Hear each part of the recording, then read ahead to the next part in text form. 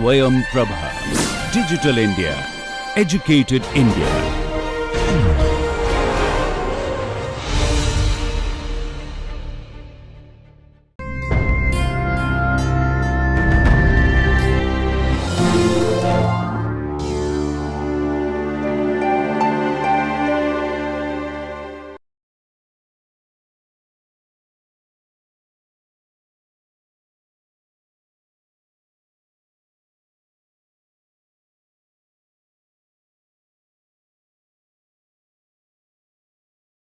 Let us move on to our next chapter on friction. See, in common usage of the word friction, even in the relationship, when we say if there is friction, we use it in a negative connotation.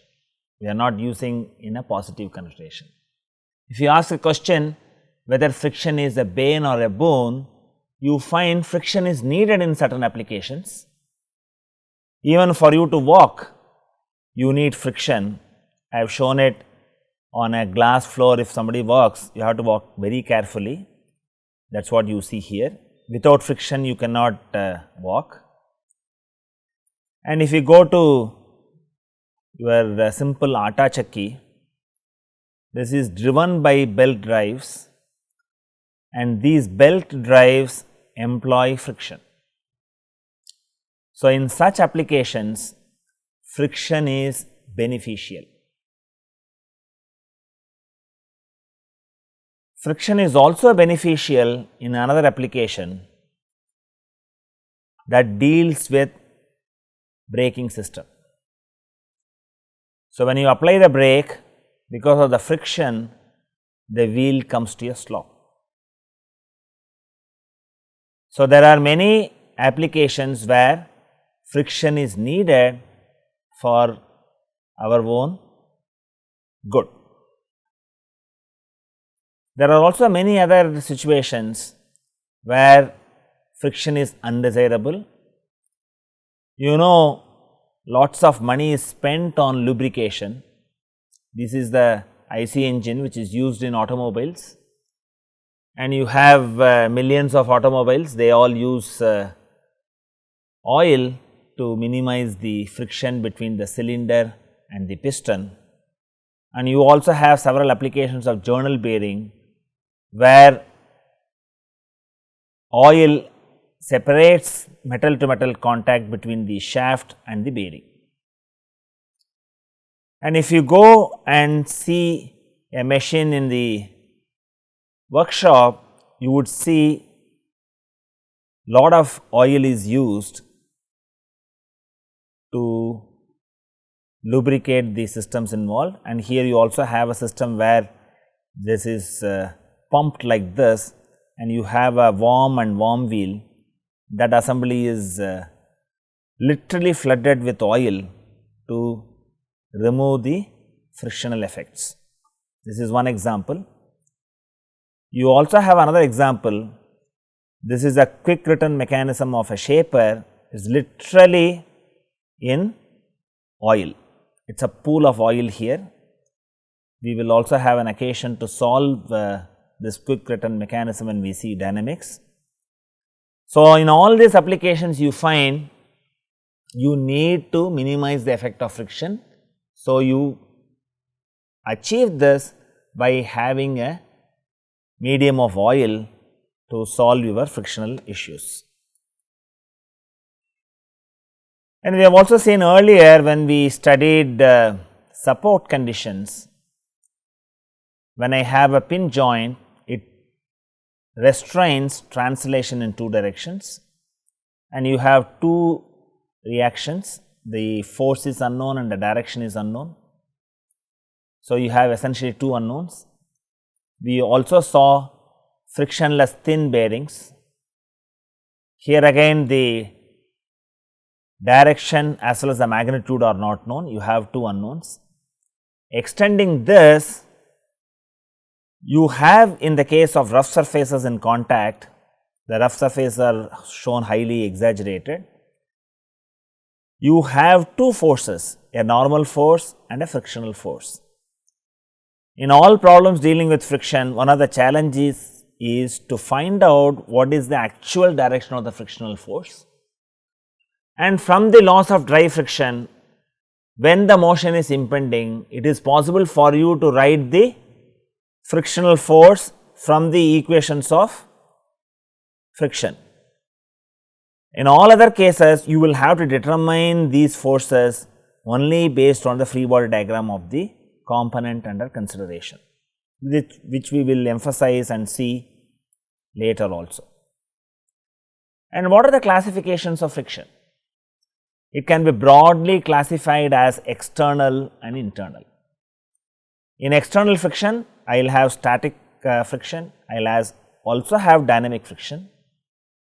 And in internal friction, I have fluid friction as well as solid friction. What you call as external friction? The interaction between surfaces of two solid bodies in contact. This can be static friction or dynamic friction. In static friction, the surfaces are at rest, but there is a tendency for relative motion. See, only when there is a tendency for relative motion, frictional forces come into play. Until then, frictional forces do not come into play. And in dynamic friction, the surfaces are in relative motion. See, in earlier books, you would also find a term called kinetic friction. The current practice is to do away with kinetic friction and embody all that what you have discussed under the ambit of kinetic friction as dynamic friction. That is a new terminology that is accepted. And before we get into the details of external friction, let us have some brief discussion on fluid friction as well as solid friction. This is developed between fluid elements when adjacent layers in a fluid are moving at different velocities. This is possible only when you have the metal to metal contact is completely separated by your lubricating oil. And what is interesting here is the frictional force developed is proportional to the relative velocity between the layers and the fluid's viscosity. It is also interesting to note in your course related to physics, you are already exposed to certain aspects of friction, and you might have also heard that frictional force is proportional to the normal reaction. From Newton's third law, you also learn force is proportional to the acceleration, related to the acceleration. So, in a case of a dry friction, you find the frictional force is directly proportional to the acceleration. In the case of fluid friction, it is proportional to the relative velocity, and we would see later in the case of solid friction, the frictional force is related to displacement. This is very, very interesting. And fluid friction is useful in problems of flow through pipes, orifices, bodies immersed in fluids, lubricated surfaces and so on. This is also called viscous friction. And fluid friction appears as a frictional drag, which is seen in the design of automobiles, and India is also going in for a high speed strain. If you look at the streamlined body contour of the engine, this is essentially done to minimize the frictional drag. And also in the case of sports, if you look at the cycling in Olympics, the participants are competing with each other and they can have an edge over the competitor if he or she wears a appropriate clothing. The dress is designed based on frictional aspects, and if they reduce the frictional drag from that, they may have an edge of the order of 0.01 seconds compared to the competitors. And another interesting aspect is, in the case of vibration studies, you use the damping as viscous damping, and this is also used in aerodynamics, the frictional drag in the as frictional drag in aerodynamics and as viscous damping in vibration studies.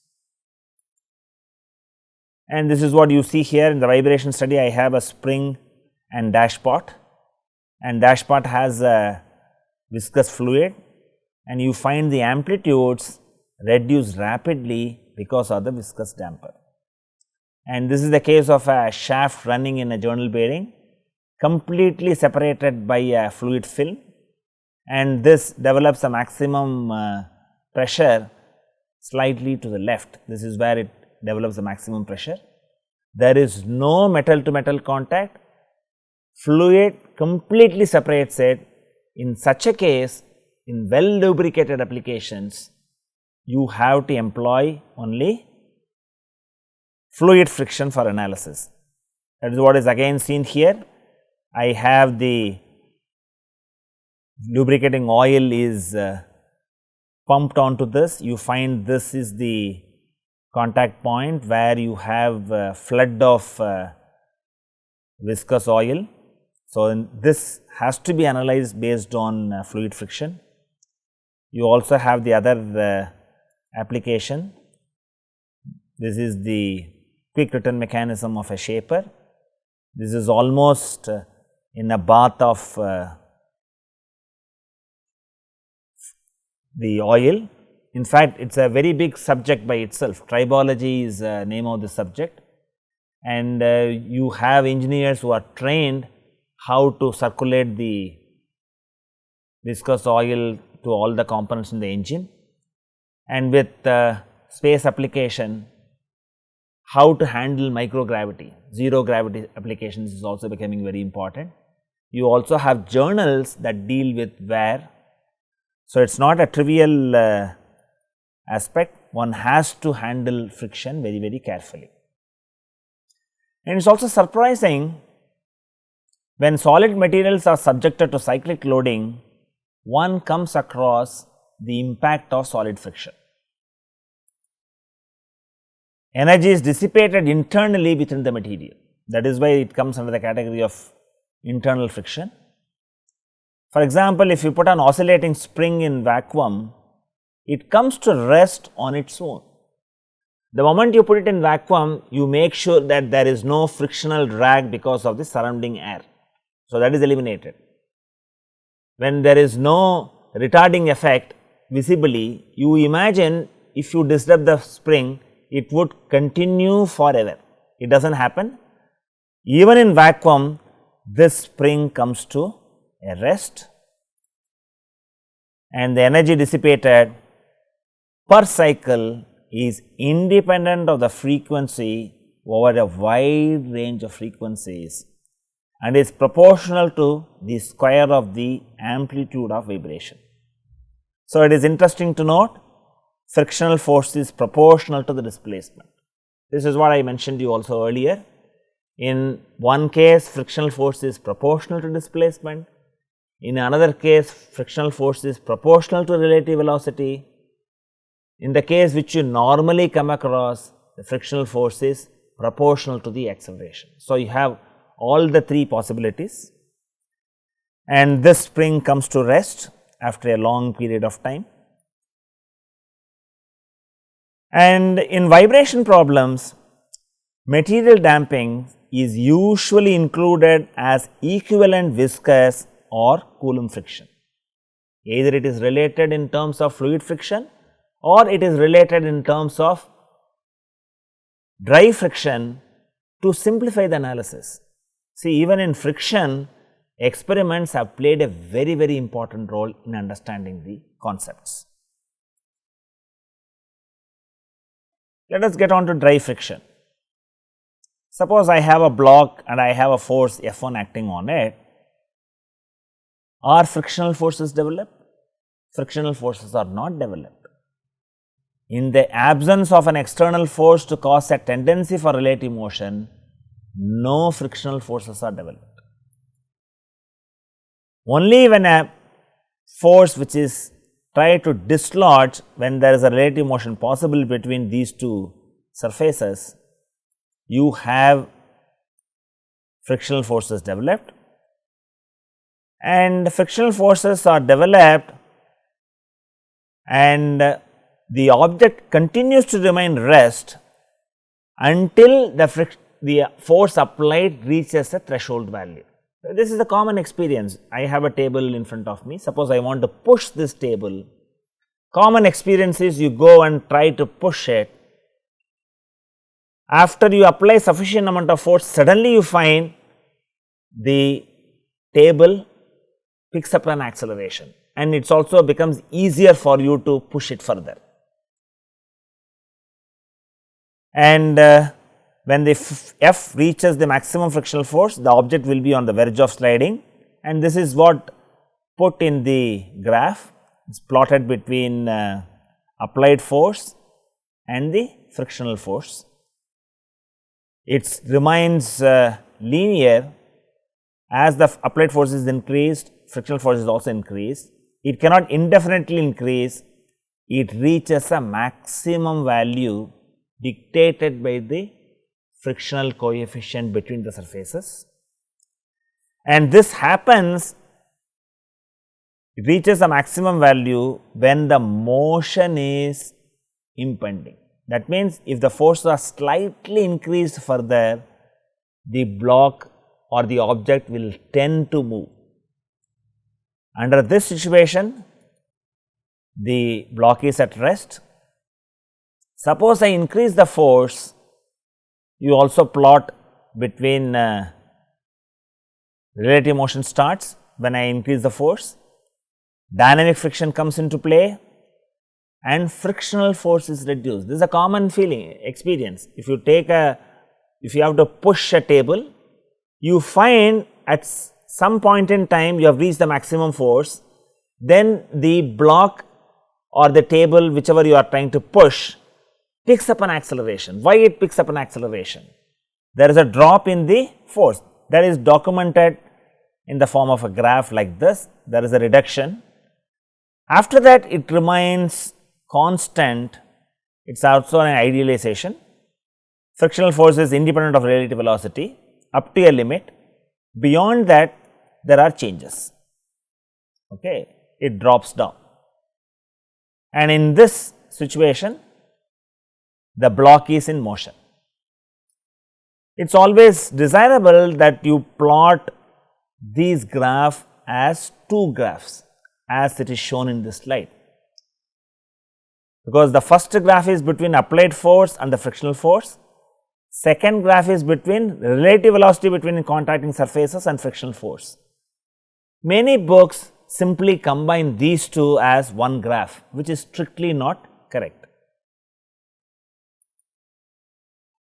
And what are Coulomb's laws of dry friction? Though they are attributed to the scientist Coloumb, the first two laws are formulated by another scientist called Impending, and these are based on experimental observations. They are empirical laws, and the law states magnitude of the frictional force is directly proportional to the normal load between the surfaces for a given pair of materials. What you need to understand is the coefficient of friction is always given for a pair of materials. It is not given for one single material. Between the two materials, what is the coefficient of friction? And what is said here is magnitude of the frictional force. When we mean the maximum static frictional force. And the second law is this maximum static frictional force is independent of the area of the contacting surfaces, which is known as an apparent area for a given normal load. It is a very subtle point, because normally you associate, when you bring in your intuition, if I have a larger object, it has a larger surface, you may think that it would offer larger resistance because of friction. This is not so. We will also see some of the details as we go by. To these two laws, Coloumb added a third law, which says Magnitude of the frictional force, when we say this, we always mean the maximum static frictional force when the object is at rest, when the object is moving, kinetic or dynamic frictional force is independent of sliding velocity. This is an experimental observation. We also have situations where this is violated, and what happens in such a case. The first law may be expressed simply as the frictional force is less than or equal to mu s n. Please note down the mathematical inequality written here. Normally people write this equal to mu s into n, but you should recognize from the way we have learnt what happens when the frictional forces are developed. In the initial stages, the frictional forces are dictated by the conditions of equilibrium, and it reaches a threshold value when the motion is impending. When there is impending motion takes place, only at that condition I have F equal to mu s into n. This is the coefficient of static friction, that is why the symbol S is used, and n is the normal load. And you should note here, when I want to denote this as a force, these are written in terms of italic font. One may confuse this with the newtons as a force unit, that is always written as a normal font without this italic. So, see the distinction. And you know, it depends only on the two contacting surfaces. I have one surface shown as in this color, another surface in this color. Suppose I apply a smaller load here and I apply a larger load here. The experiments reveal, even if the load is varied by a factor of 10 power 6, the force is shown by a thin arrow indicating 1 gram of load, and this is shown by a very thick arrow indicating 1 ton separated by a factor of 10 power 6. The coefficient of static friction between the surfaces in both the cases remains same. They do not have a change, and this is based on experiments. Without experiments, one can never appreciate this concept. Intuitively, you may feel more frictional forces would be developed, but the coefficient of static friction, that remains same, that does not change. So, that you will have to make a distinction. Mu s is independent of the normal load. And another aspect is, experiments also reveal that mu s remains constant even when area of contact is varied by a factor of 250 times. What we normally see is only as an apparent area, that is nothing but the area that we measure macroscopically. And I show an example here. I have the surface, on this I have an object supported on a knife edge. I apply a force to displace this, and I have another situation where the block is resting on in one of the edges. The third situation where the block is resting on an edge like this. In all the three cases, the coefficient of static friction remains same, it does not change at all. The experiments reveal, if the apparent area is increased by 250 times, there is no changes observed. For all practical purposes, we can take that this is independent of the area of contact and also the load that is acting on the object. On similar vein, we also find coefficient of dynamic friction is nearly independent of sliding velocity. And what is the best way to find out the coefficient of static friction? We would see a demonstration, and we will also see that by an animation. See, one of the simplest experimental methods to find out the coefficient of friction is the inclined plane. In this, you make the plane made of one material, or you put the material for which you have to find out the frictional coefficient as the base. Then you have a sample. In this case, I want to find out of the same material. I have a block made of this, I put it on this and slowly increase the orientation and find out at what angle the block slips. What is the angle? 22 degrees. Okay. Now, I have the same block. Instead of putting it like this, let me put it this way, the surface area is less, and this also happens more or less at the similar angle. So, this indicates that surface area has no role to play on determining the coefficient of friction. And if I have to find out for another material, I have this is aluminum, I put the aluminum here and raise it and slowly raise it, and you have to see at what angle this slips. It slips at this angle. This is happening at an angle 26. And what you have to appreciate here is, you have to appreciate that the motion is impending only at a stage where this is about to slip. If I slightly raise the plank, it will start slipping. So, you have to correctly identify that portion, that position, and you have to employ that for applying your frictional laws. When I say frictional force is proportional to mu into n, it happens only when the motion is impending. That is very important to see. The first case, I have perspex on perspex, the friction it is very smooth. I have a smaller angle, that is about 22 degrees, and for aluminum, between aluminum and perspex, it is found to be 26 degrees.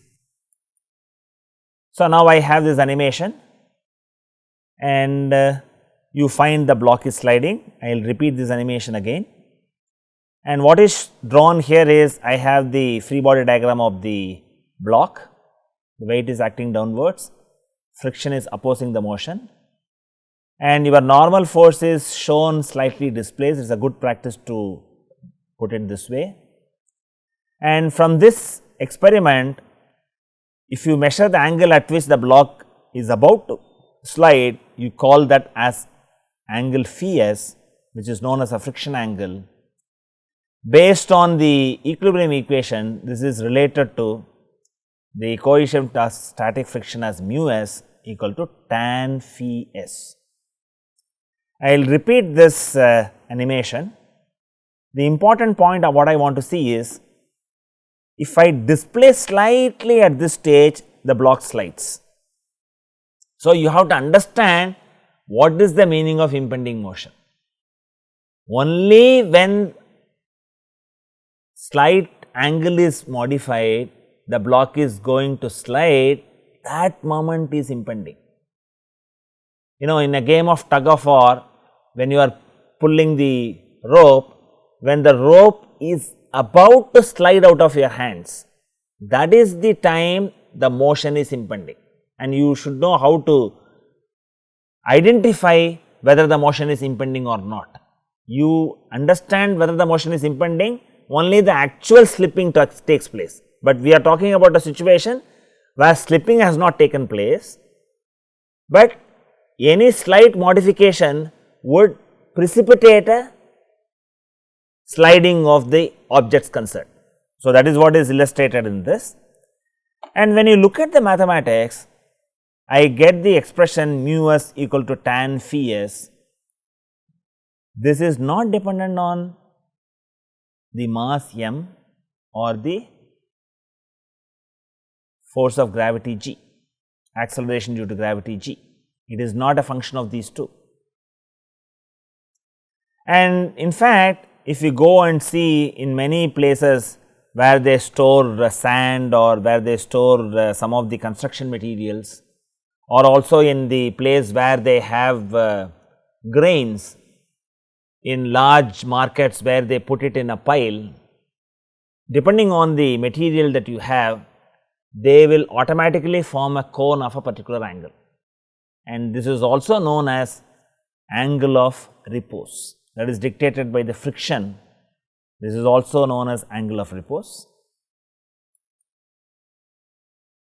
And you again see what is the meaning of impending motion. When I slightly change it, the block begins to slide. So, the situation just prior to this is the condition for impending motion. What happens at higher relative velocities? When the block is in motion, it is dictated by the coefficient of friction, which is known as dynamic friction, indicated by the symbol mu with a suffix d.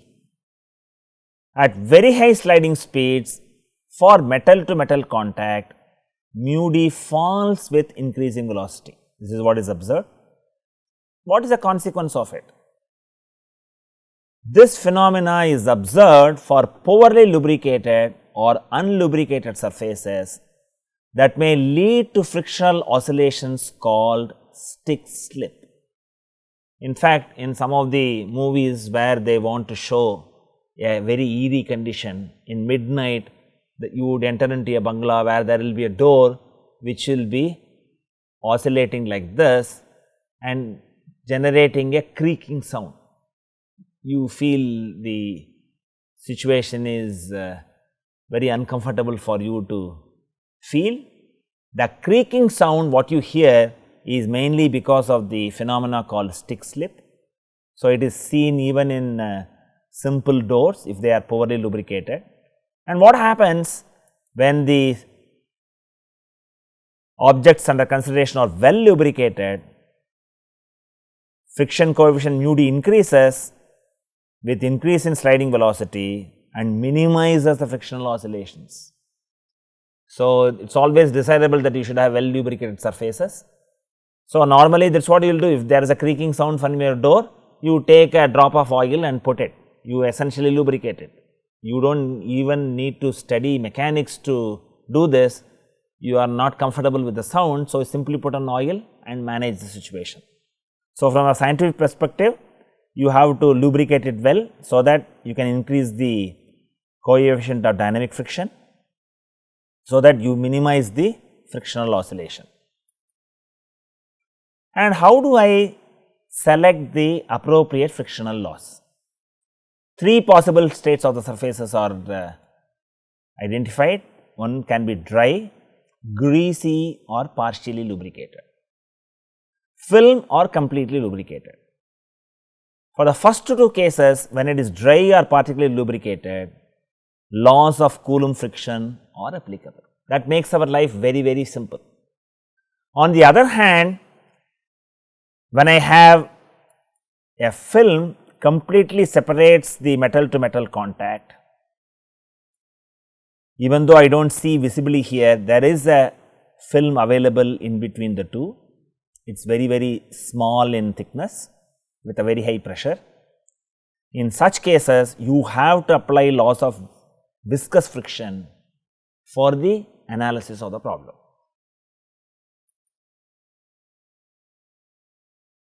So, in dry friction or Coulomb friction, it is essentially an external friction phenomena. You have both static and dynamic friction. In dry friction, maximum frictional force is proportional to the applied normal load. The concept is re-emphasized, and this maximum frictional force occurs only when the body is just about to slip. That is a key point to note. For any frictional problem, you cannot simply replace the frictional force as mu times n. Only when you investigate and find out relative motion is possible or motion is impending, then only you can say frictional force equal to mu times n. And you will also have to note dynamic frictional force is always less than the maximum frictional force when the body is just about to slip. And this is very useful to study wedges power screws. Power screws are nothing but wedge wrapped around a cylinder, and you have square threaded screws, which is used in many mechanical engineering applications. Partially lubricated bearings. You have the important application of brakes, clutches and belt drives. In all these cases, you can apply laws of Coulomb friction and get your parameters calculated. And it's better that you learn the concepts by solving a simple problem. I have a block of 2A by 2A weighing 200 newtons, and in this case you will have to find out for different forces F2 starting from 0, 50, 90 and 100 Newton, find out the condition of the block and also determine the reaction forces. And it is given in the problem statement that the coefficient of static friction between the block and the floor is 0.3 and the dynamic coefficient of friction is 0.25. You can note clearly here the mu s is greater than mu d. Please ponder about this problem and we will try to solve it in the next class. So, in this class we had a brief idea about what are the classifications of friction. We classified as external and internal friction. In external friction, you have further classified as static and dynamic. In internal friction, we looked at fluid friction as well as solid friction. And the interesting point I brought into focus was, in one case frictional force is proportional to displacement, that is what happened in solid friction. In the case of fluid friction, frictional force is proportional to relative velocity, and in the case of dry friction, frictional force is proportional to the acceleration. And I have cautioned, in problems dealing with friction, you should recognize frictional forces develop only when there is tendency for relative motion. Further, in initial stages, the frictional forces are dictated by the equilibrium condition. The frictional forces increase as the external forces is increased. It reaches the maximum value when the motion is impending. Only at that condition you can replace the frictional force as mu times the normal force. Thank you.